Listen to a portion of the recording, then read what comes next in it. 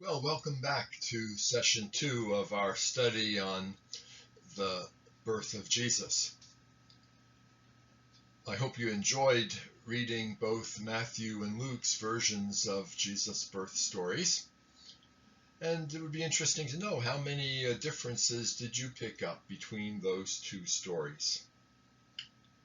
In sessions 3 and 4, we will explore some of the theological explanations of why the stories differ. But for now, let's us move on into session 2. In session 2, we will be considering the political, social, religious context of Jesus' birth. But before we begin, this would be a good time to point out the footnote at the bottom of the page. That is, in this study, I will identify dates using the current academic usage of BCE, that is, before the Common Era, and CE, the Common Era, instead of the more Christian-based designations of BC, before Christ, and AD, the year of the Lord.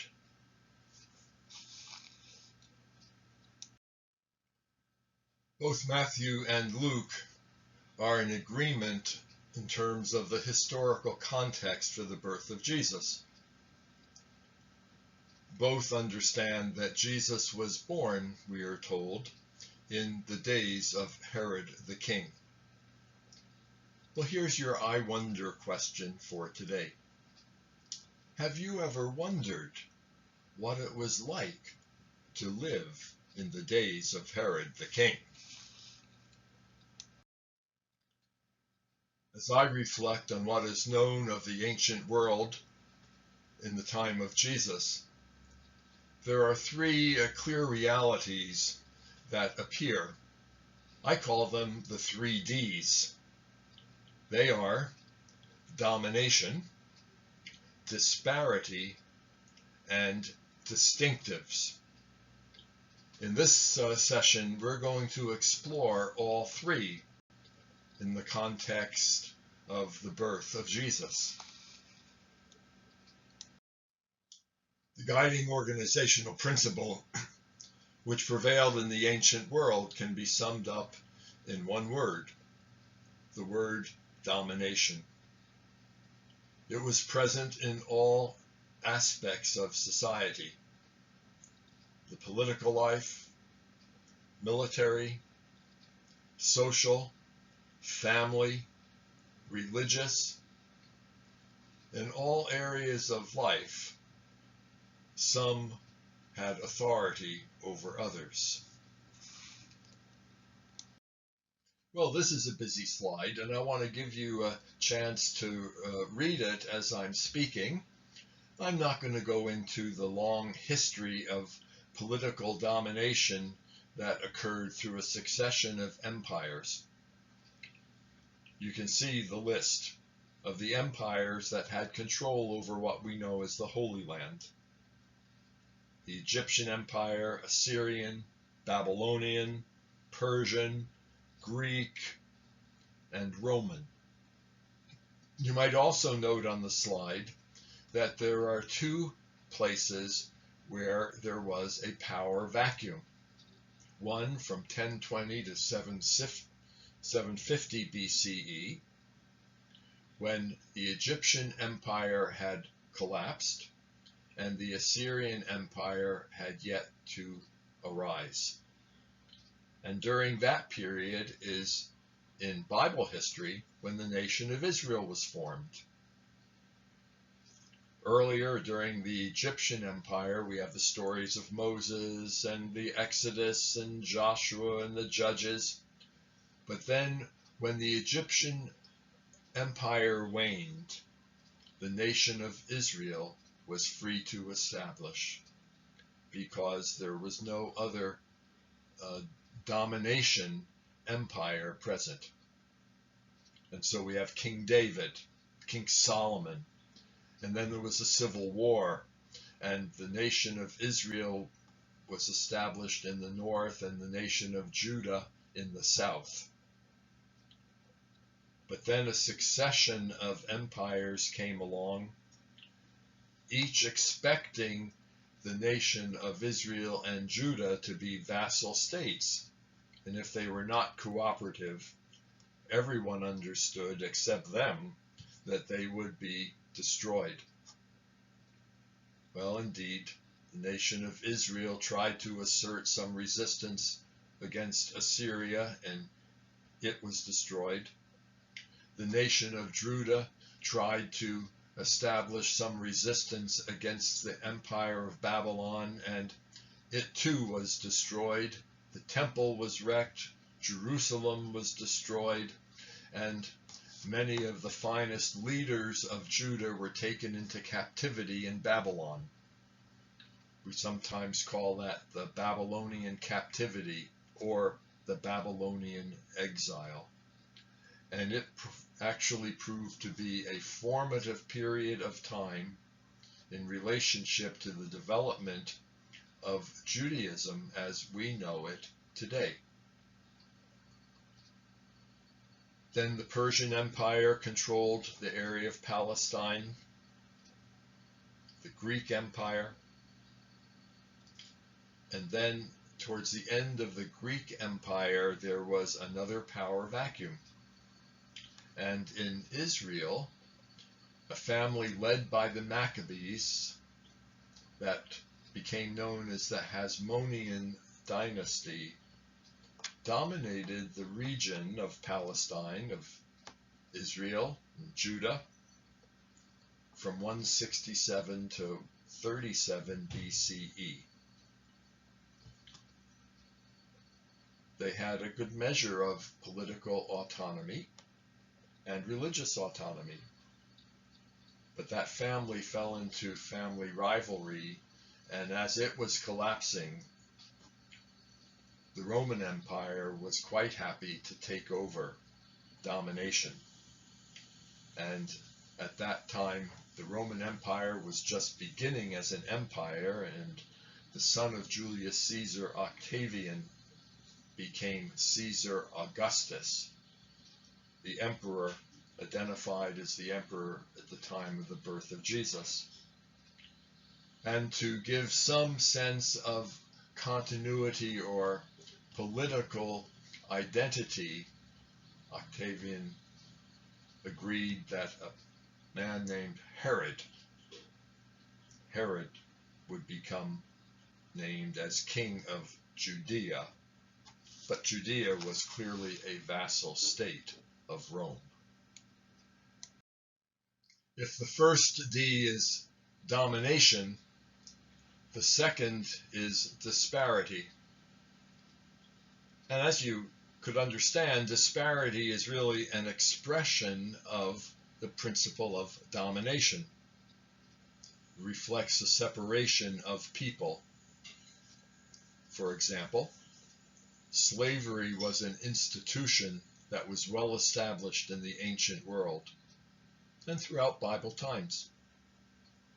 There were those who were slaves and those who were free, those who were owners, those who were servants. And everyone knew their place. Not all slaves were treated badly. Some, indeed, were entrusted with high levels of office, but they knew they were slaves. They were owned by another. There was also the disparity of rich and poor. We're familiar with economic disparity in our time. Well, it was even more extreme in the ancient world, where the rich were very rich and the poor were extremely poor, leading simply a subservient life, and the first to succumb to drought or other forms of hardship, where the rich had palaces and multiple houses and all kinds of economic privilege. And then there was the disparity between male and female. Males were clearly dominant in the society. females had limited rights. Females often were considered property, and it was certainly possible, for example, for a father in Israel to sell a daughter into slavery. Women were considered lesser beings. And then there was a disparity between educated and uneducated. There were some very well-educated people in the ancient world. Literate, often working as mathematicians or scientists. But most people were uneducated. Most were illiterate. Most had very little sense of what education might mean for them. Domination, diversity, distinctives, the third D. Each nation and culture had some of its own distinctive qualities which helped separate them from their neighbors and also help them achieve their goals. For example, each of the empires approached their military strategies differently. And so we see a succession of empires, each developing both armaments and strategies which were effective against their predecessors. We can see this especially in the effectiveness of Alexander the Great. In 6 years, establishing an empire, destroying every other empire's armies before him. There were also distinctives in relationship to the approach of occupation and colonization. The Assyrians and the Babylonians were brutal. If one of the nations they had occupied showed any signs of resistance, they understood, show resistance and you are finished. And they were harsh in their requirements of their vassal states. Persians, on the other hand, had a different understanding of what it meant to occupy and colonize. And so Cyrus the Persian released Jews in captivity to return to Jerusalem, sent a governor, gave them a sense of some measure of autonomy, and it resulted in a far more secure, almost normal life for centuries. There were distinctives related to culture. Sometimes we might compare them between the East and the West, especially following the time of Alexander, when Greek culture dominated the entire area that had been conquered by Alexander. We call it Hellenism, the era of Greek culture dominating the entire region. So increasingly, people would have 2 languages, their own native language, and then the common language for communication, for business and learning, was Greek. There were cultural distinctives. There was also distinctives in relationship to belief and religion. Almost every nation, including in its early years the nations of Israel and Judah, were polytheistic. That is, each country or each grouping of people had their own primary god, but they understood there were many other gods, including the gods of their neighbors. And that was a reality throughout almost 1,000 years of history leading up to the time of Jesus. Monotheism was something that was gradually developing so that Judaism, by the time of Jesus, was clearly monotheistic, believing in one God. But that was not the case several centuries before the time of Jesus. And then there are the social mores distinctives. Each tribe, each nation, each cultural group had their own specific identifiers. For the Hebrews and the Jews, circumcision was one of those identifiers. It set them apart from everyone else in the region. There was a holiness code related to what foods one might eat. So Jews understood they would not eat shellfish. They would not eat pork. It used to be thought that the reason for these rules had something to do with health, that people could get sick from these things. Well, you can pretty well get sick from eating almost anything if it's not prepared properly. So the more recent understanding is that Jews adopted certain practices so that they would be clearly distinct from their neighbors.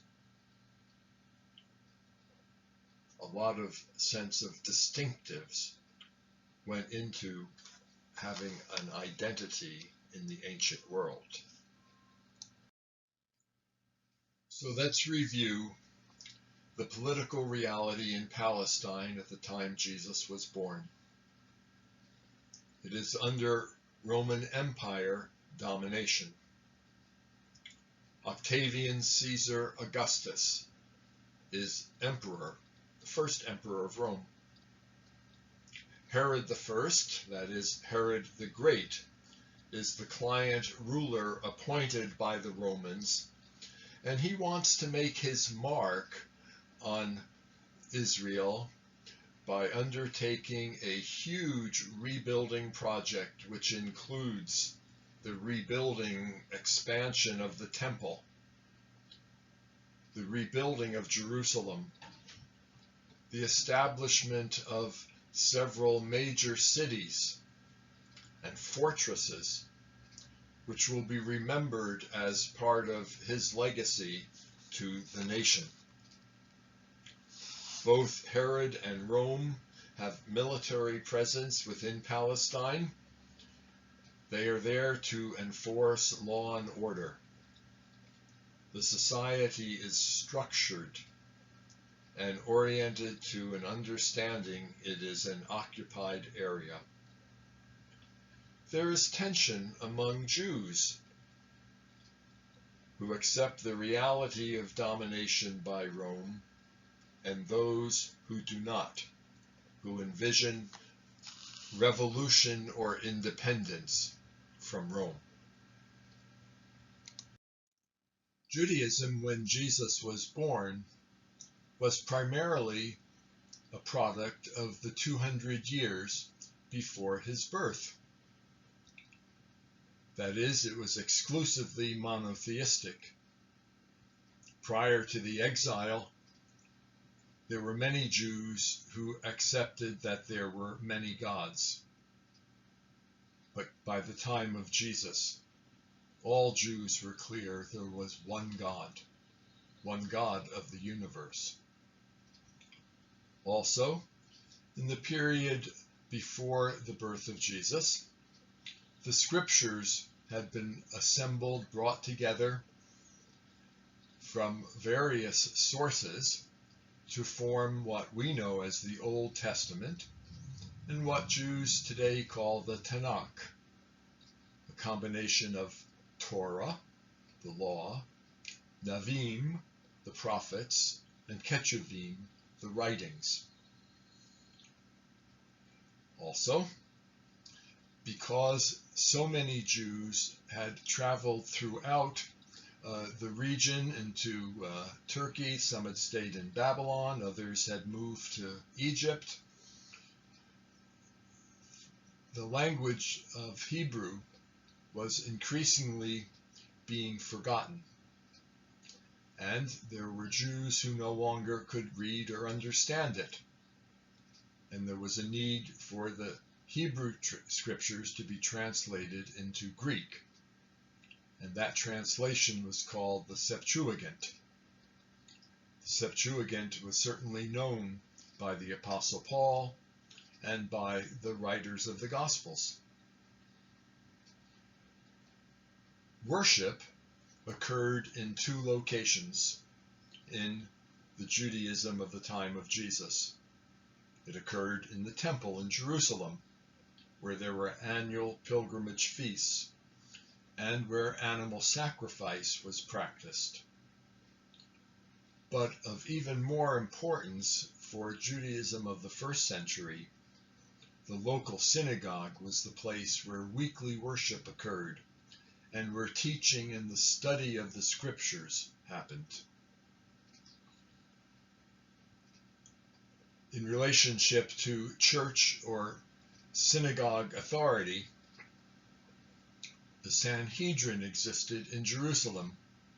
It was an assembly or council of prominent Jews, priests, Pharisees, Sadducees, and others who were prominent in society, who met to discuss issues of faith and sometimes make decisions regarding concerns that were of a judicial nature.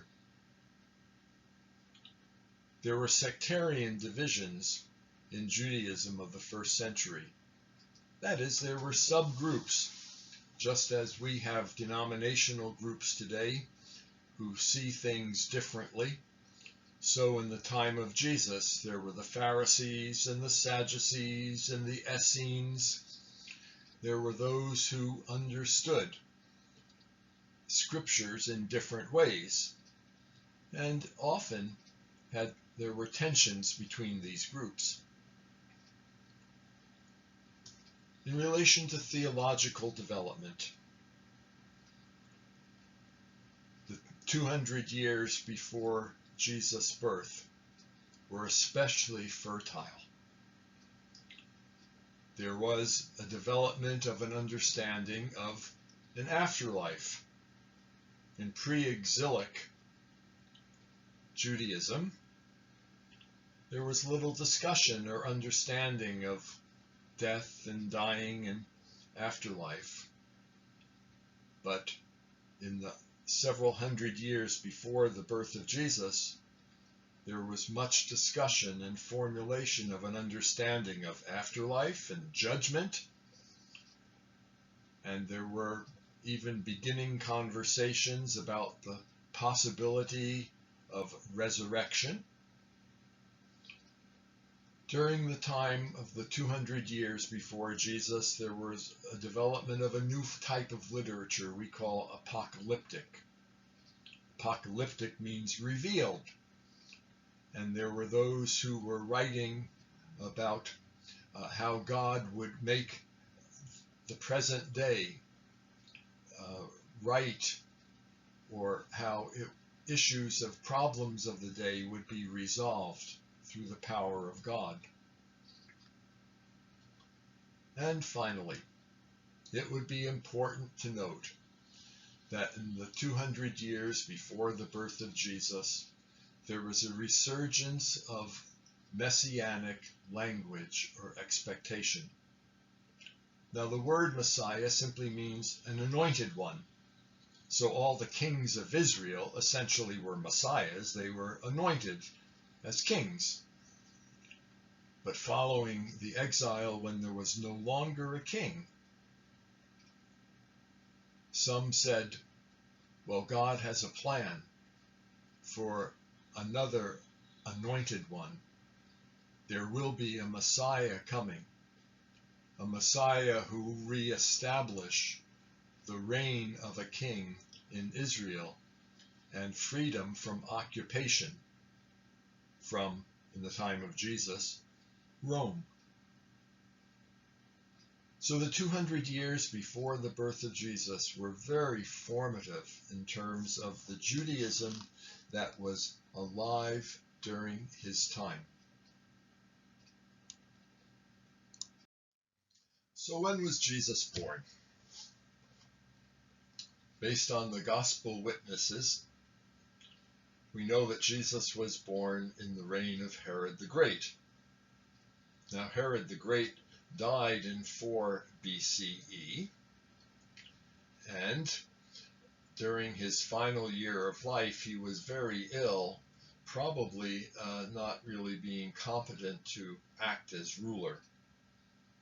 So it's assumed that Jesus was born probably around 6 BCE.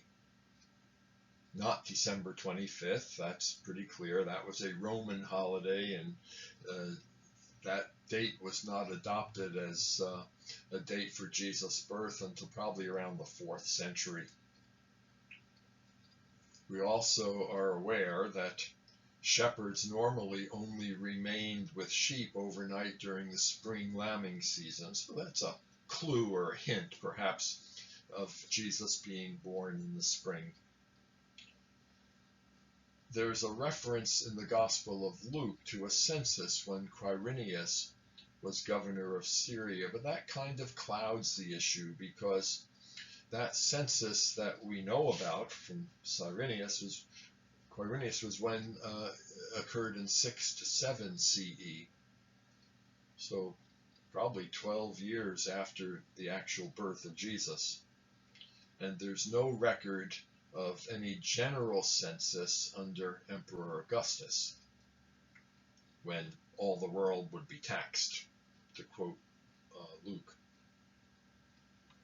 So our conclusion is that we're probably best to think of the birth of Jesus as occurring probably in the spring of 6 BC, or maybe even 7 BCE.